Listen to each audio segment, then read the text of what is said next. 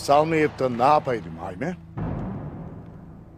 Benim vazifem törenin, toyun emirlerini yerine getirip obanın huzurunu sağlamak değil mi? Ha. Kardeşi kardeşe kırdırarak mı huzur getireceksin?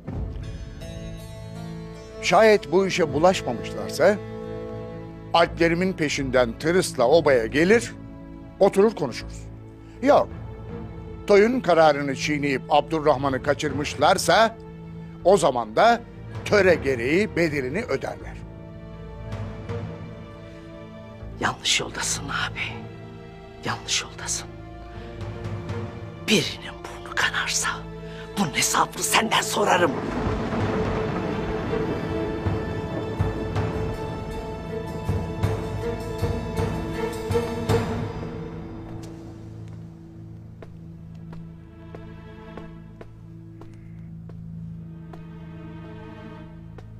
Ne oluyor baba?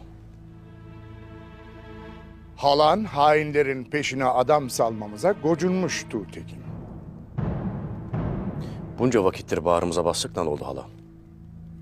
Bak, Abdurrahman'ı kaçırdılar. Bıkmadın mı hala hainlerle yaşamaya? Sen de dur hele Tuğtekin. Yangına körükle gitme.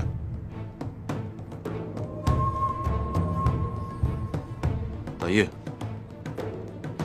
Ana. Biz burada toyu toplamadık mı? Bir olacağız. Birlik olacağız demedik mi? And içmedik mi? Şimdi bu ahval nedir? Daha ilk yelde darmadağın oldu. Öyle olacağı da belliydi zaten.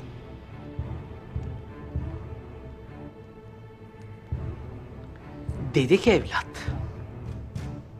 Dedik de lakin ben evladımı bir çare vaziyette obadan kovdum. Peşine adam takmak ne demek? Ha? Ben obamı yeteri kadar tehlikeye attım Hayme. Size ocağımı açtım. Ama artık sabrım tükendi. O hainler er ya da geç buraya gelecek. Eyvallah. Bulma vakit.